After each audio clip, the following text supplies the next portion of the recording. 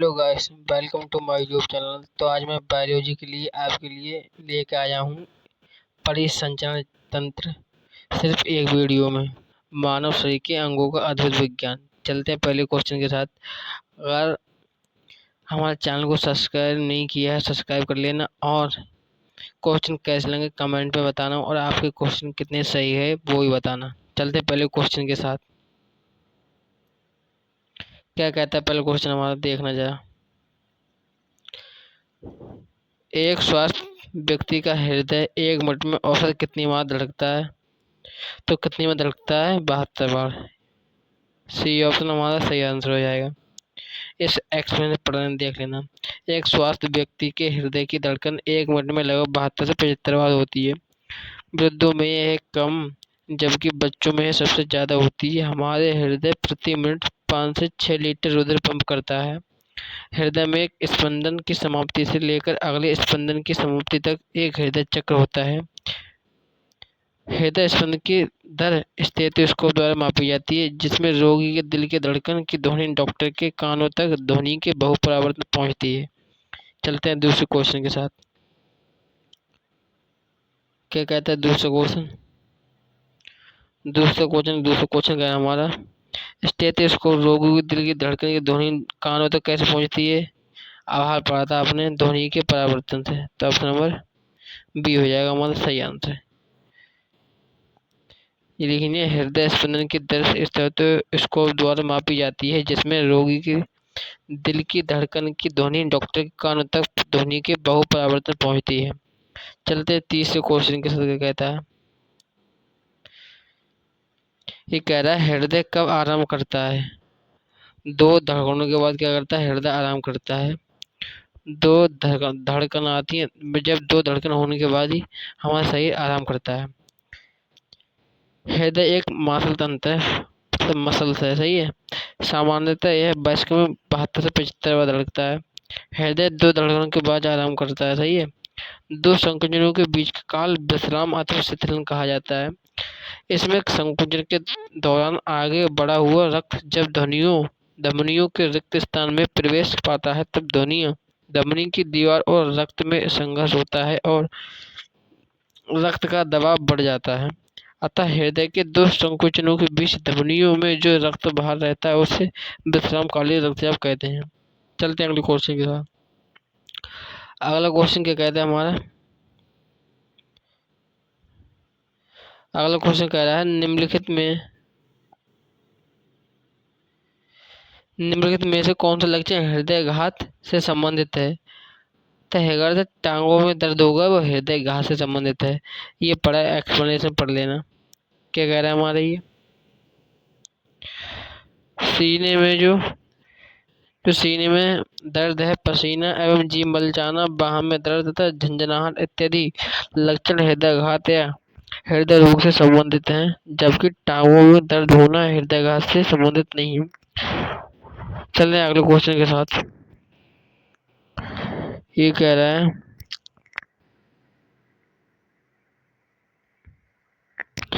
रक्त का pH one कितना होता है? तो रक्त का जो पीएच वन होता है हमारा, तो जो रक्त हमारा पीएच वन होता है हमारा कितना होता है? 7.6। कितना होता है? 7.4। 7.4 हमारा सी ऑप्शन राइट आंसर हो जाएगा। ये लिखा है रक्त का सामान्य पीएच स्तर 7.5 से लेकर 7.5 के मध्य अर्थात 7.4 होता है। अगला क्वेश्चन कह रहा है हमारा किसी एक सामान्य व्यक्ति के रक्त का पीएच स्तर कितना होता है? जैसे सी ऑप्शन है, सी ऑप्शन सही आंसर हो जाएगा हमारा। ये लिखा है एसिडोसिस एवं अल्कालोसिस के पीड़ित रोगियों का पीएच स्तर इस सीमा से बाहर होता है। चलते हैं अगले क्वेश्चन के साथ। यदि एक पिता का रक्त वर्ग ए है और माता का ओ, तो बताइए उनके पुत्र निम्नलिखित में कौन सा रक्त हो सकता है? सी होगा इसका आंसर। सी कैसे होगा? पढ़ लीजिए। तो यदि जनक के में से पिता का रक्त वर्ग ए है तथा माता का रक्त वर्ग हो, तो उनके पिता का रक्त वर्ग ओ अथवा ए होगा। बर्नस्टीन ने पता लगाया कि ए बी और दूसरे वर्ग मनुष्य का एक अनुवांशिक लक्षण होता है। अतः यह संतानों में मेडल के नियमों के अनुसार जनक से प्राप्त जीन्स के आधार पर विकसित होता है, सही है। चलते हैं अगले क्वेश्चन के साथ। ये क्या कह रहा है? कह रहा है आरएच कारक का संबंध इस प्रकार से है, बंदर पूछ से कौन जाएगा, बंदर से है, किससे, बंदर से। इसका इसका पीएच इसका इसका नाम आरएच कारक है, जो रिसस बंदर से प्राप्त किया गया। रिसस कारक लाल रक्त कणी कोशिकाओं की सतह पर पाया जाने वाला एक अनुवांशिक प्रोटीन है। यदि हमारे रक्त में प्रोटीन है तो हम आर एच पॉजिटिव हैं। यदि हमारे शरीर में प्रोटीन की कमी है तो हम आर एच नेगेटिव हैं। ये बहुत इंपॉर्टेंट क्वेश्चन है, देख लेना कि रक्त समूह की खोज किसने की। ये रक्त समूह की खोज की कार्ल लैंडस्टीन ने की। कब की? 1900 में कार्ल लैंडस्टीन ने खोज की 1900 को। कह रहा है एक व्यक्ति दुर्घटना में घायल हो गया, उसके रक्त समूह की जांच के लिए समय नहीं है, उसे निम्न में कौन सा खून दिया जा सकता है। तो हमारा आंसर होगा सी ऑप्शन, सही आंसर हो जाएगा। सी आंसर हमारा राइट आंसर हो जाएगा। किसी खास रक्त समूह समूह के रक्त को जब विपरीत रक्त समूह मिलाया जाता है तो रक्त के थक्के के रूप में जमने लगता है, जिसे रक्त स्कंदन कहा जाता है। क्या कहा जाता है? रक्त स्कंदन कहा जाता है, जिसे रक्त स्कंदन कहा जाता है, क्योंकि ओ समूह के रक्त में ना तो कोई एंटीजन उपस्थित होता है और ना ही कोई आरएच फैक्टर। समूह के दीर्घवृत्त स्कंदन नहीं होता। ये दिमाग लगाना क्वेश्चन है, ये वो हो जाता। चलते हैं अगले क्वेश्चन के साथ। ये क्वेश्चन कह रहा है, पढ़िए जरा। एक मनुष्य दुर्घटनाग्रस्त हो जाता है और उसे रक्तदान की आवश्यकता होती है, किंतु उसके रक्त समूह का परीक्षण करने का समय नहीं है। निम्नलिखित कौन सा रक्त समूह उसे दिया जा सकता है? हम ओ क्या दे सकता है? ओ दिया जा सकता है। ऑप्शन बी सही आंसर हो जाएगा हमारा। चलते हैं अगले क्वेश्चन के साथ। कहता है ये ए बी रक्त वर्ग वाले व्यक्ति को कभी कभी सर्वोत्कृष्ट रक्त आदाता कहा जाता है, क्योंकि उसमें क्योंकि उसमें क्या होता है, उसमें प्रति एंटीबॉडी का अभाव पाया जाता है। बिल्कुल सही है, इसमें पाया जाता है। ए बी रक्त समूह के लोग सार्वभौमिक रक्त आदाता होते हैं, क्योंकि इनमें एंटीजन और के दोनों होते हैं तथा कोई एंटीबॉडी नहीं होता, जिसके कारण एग्लूटिनेशन नहीं होता। चलते हैं अगले क्वेश्चन के साथ। ये कह रहा है, पढ़िएगा जरा। वर्ग ए बी रक्त वाला व्यक्ति किसी ऐसे व्यक्ति का रक्त ले सकता है जिसका रक्त समूह क्या हो, कोई भी हो, चाहे ओ हो, चाहे वी हो, चाहे ए हो, इनमें से कोई भी हो सकता है। तो डी सही है। लिखना है, वर्ग ए बी रक्त समूह किसी व्यक्ति से ऐसे व्यक्ति रक्त ले सकता है जिसका वर्ग कोई भी हो। चलते हैं, कोई बड़ा क्वेश्चन है, कोई दिक्कत नहीं है, दिक्कत होगी पूरा। तीसरा, मानव रक्त स्कंदन के लिए कौन सा रक्त समूह सर्वदाता होता है? किसने बोला सर्वदाता होता है? ऑप्शन नंबर बी हो जाएगा। वो समूह क्या होता है? सर्वदाता होता है। अगले क्वेश्चन क्या कहता है, निम्न रक्त समूह वर्ग सार्वत्रिक दाता होता है, किसने बताया? बी हो सही है, वो होता है। ये पढ़ लीजिए। रक्त समूह सार्वत्रिक दाता होता है क्योंकि इसमें कोई प्रतिजन या एंटीजन नहीं होता, अतः इसका हृदय सभी वर्ग के व्यक्तियों में चढ़ाया जा सकता है। दूसरी ओर इस वर्ग के प्लाज्मा में दोनों प्रतिरक्षियों एंटीबॉडीज की उपस्थिति के कारण किसी भी अन्य वर्ग के व्यक्ति का हृदय इस वर्ग के व्यक्तियों को नहीं चढ़ा सकते। रक्त वर्ग ए बी सर्वग्राही होता है। क्या होता है? ए बी सर्वग्राही, और जो होता है सर्वदाता, ये सब कुछ दे सकता है। समझ में आई? चलते अगले क्वेश्चन के साथ। हमारे शरीर में रक्त का दाब क्या होता है? तो ऑप्शन बी होता है। क्या होता है? वायुमंडलीय दाब से अधिक होता है हमारा दाब। ये पढ़ लीजिए। पहले कहता है, जब कोई डॉक्टर हमारा रक्तदाब नापता है तो वायुमंडलीय दाब के सापेक्ष होता है। क्या होता है? वायुमंडलीय दाब के सापेक्ष होता है। अगला पॉइंट क्या कहता है, उदाहरण के तौर पर यदि डॉक्टर द्वारा नापा गया रक्तदाब 120 mmHg है, तो इसका अर्थ है कि यदि यह दाब वायुमंडलीय दाब से अधिक है। तीसरा पॉइंट क्या कहता है, रक्त दाब का मापन वायुमंडलीय दाब के सापेक्ष होता है, जबकि वायुमंडलीय दाब निरापात के सापेक्ष किया जाता है। अतः निरापात के सापेक्ष विचार कितना होता है? 760 प्लस 120 बराबर 880 mmHg निरपेक्ष। चलते 26 क्वेश्चन क्या कहते हैं हमारे।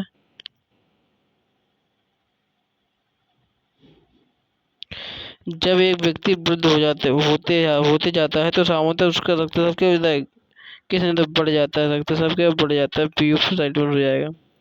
ये एक्सप्लेनेशन पढ़ लीजिए क्या कह रहा है ये। पहले कहते हैं उम्र के बढ़ने के साथ मानव में रक्तचाप क्या बढ़ जाता है, रक्तचाप बढ़ जाता है। दूसरा कहते हैं सामान्यतः रक्तदाब 120/80 होता है, किंतु इसके अधिक होने पर उच्च रक्तदाब, जबकि 120/80 से कम होने पर निम्न रक्तदाब कहा जाता है। रक्तदाब किस में होता है, स्पेक्ट्रोमीटर से मापा जाता है। ये क्वेश्चन देखिए आप क्या कह रही है।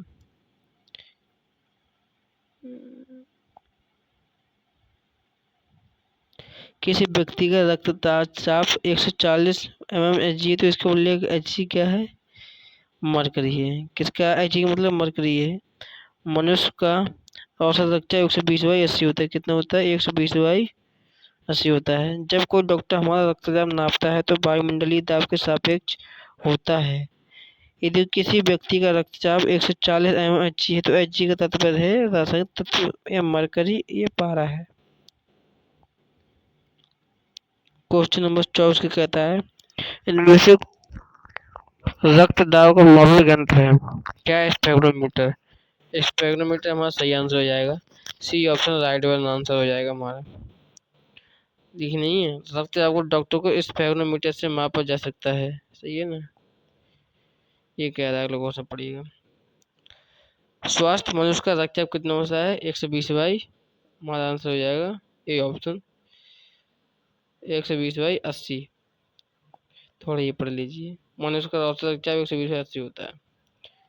क्वेश्चन 22 का कहता है मनुष्य का औसत रक्तचाप कितना होता है, 120/80, 120/80 होता है। ये पढ़ लीजिएगा, मनुष्य का औसत रक्तचाप 120/80 होता है। धमनियों में रक्त दाब की दो अवस्थाएं होती हैं, पहले को प्राकोचन दाब तथा दूसरों को प्रसारित दाब कहा जाता है। सामान्यतः तौर पर प्राकोचन दाब 120 मिली एचजी तथा प्रसारण दाब 180 मिली एचजी होता है। रक्तचाप को डॉक्टर स्पेक्ट्रोमीटर द्वारा मापते हैं। चलते हैं अगले क्वेश्चन के साथ।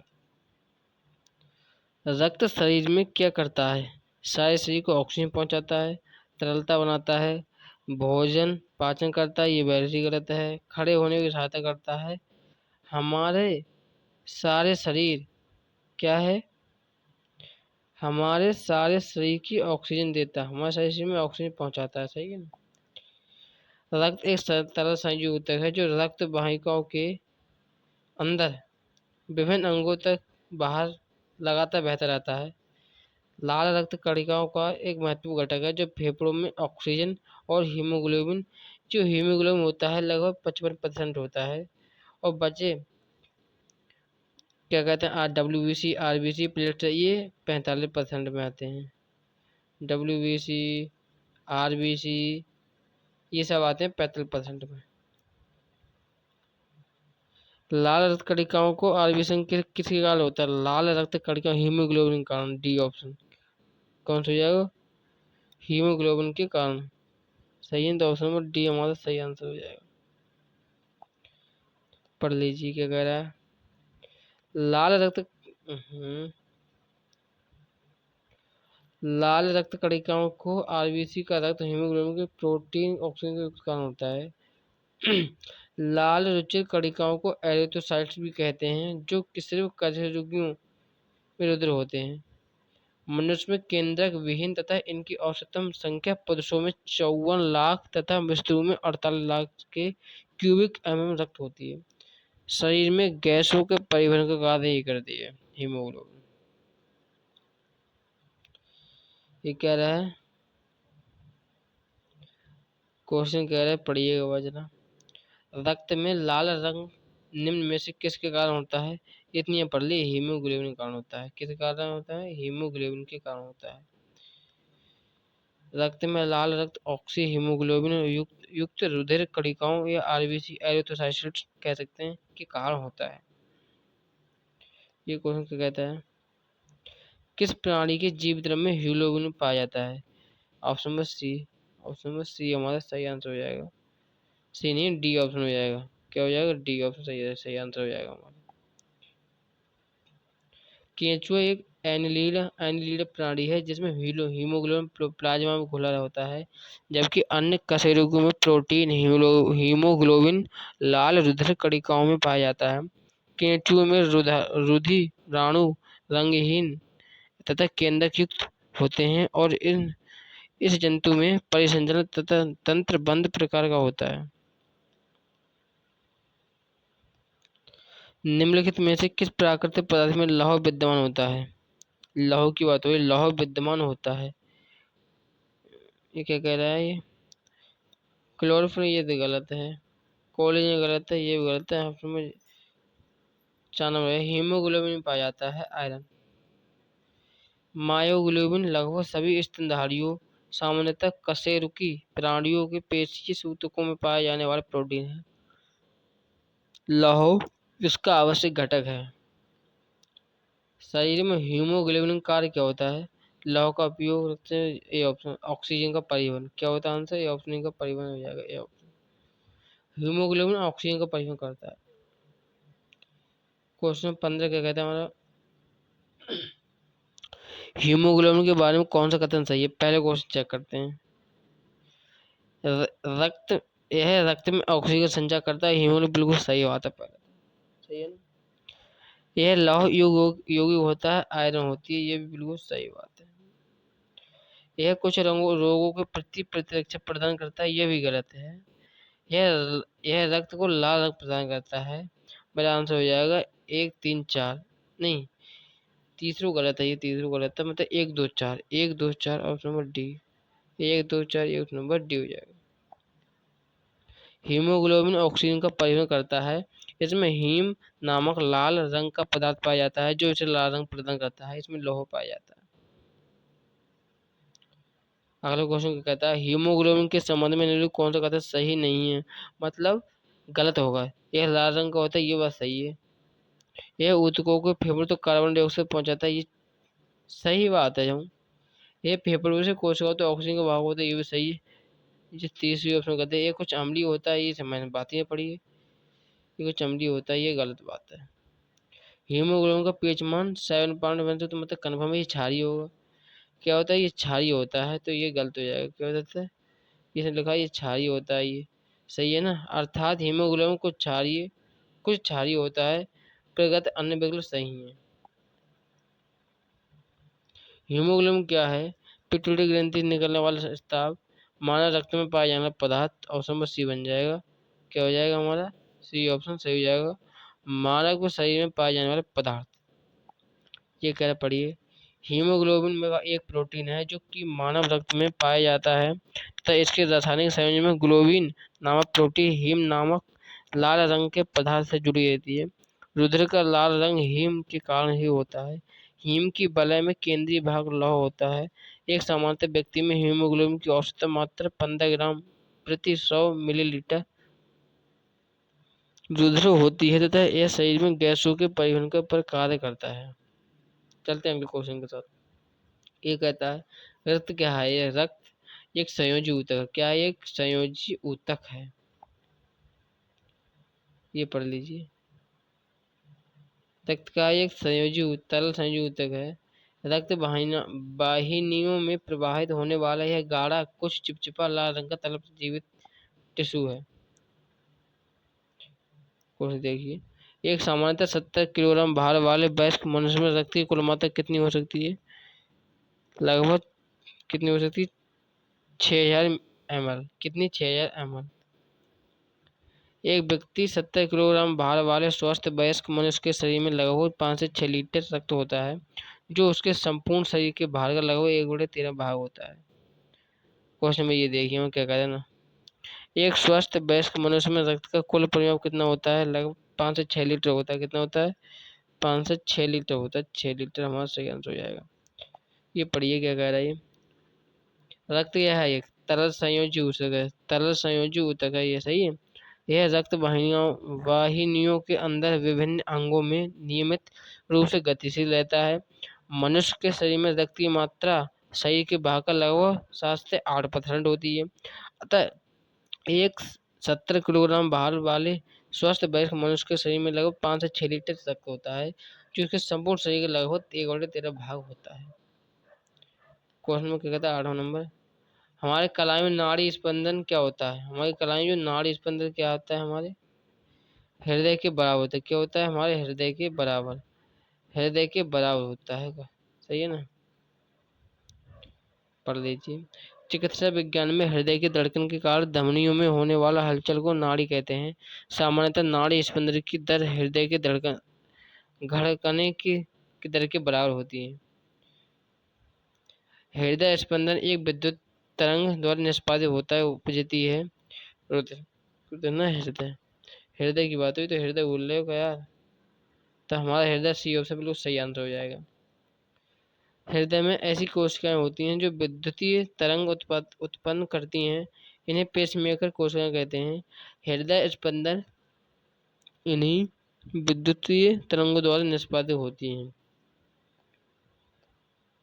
अगला क्वेश्चन क्या कहता है, हृदय कितने चैम्बर होता है? हृदय होता है 4 चैम्बर। हृदय किस में आता है? मनुष्य। सही है ना, क्यों पढ़ लीजिए। मानव हृदय छाती के मध्य में थोड़ा सा बाईं ओर स्थित होता है। यह एक दिन में लगभग 1 लाख बार धड़कता है। एक सामान्य मनुष्य का हृदय प्रति मिनट 72 से 75 बार। हृदय 4 चैम्बर ही होता है।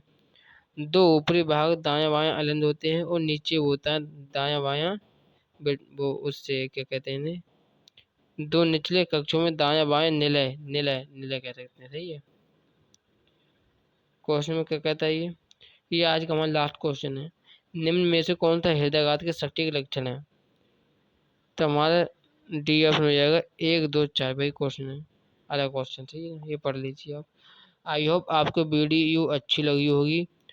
कमेंट में बताएं आपके इतने क्वेश्चन में से कितने सही गए और कितने गलत गए, और ये भी बताएं कमेंट में अगली टॉपिक पर किस टॉपिक पर MCQ बेस्ड क्वेश्चन लेकर आया हूँ। ठीक है ना, तो कमेंट में बताना। तब तक के लिए धन्यवाद। जय हिंद।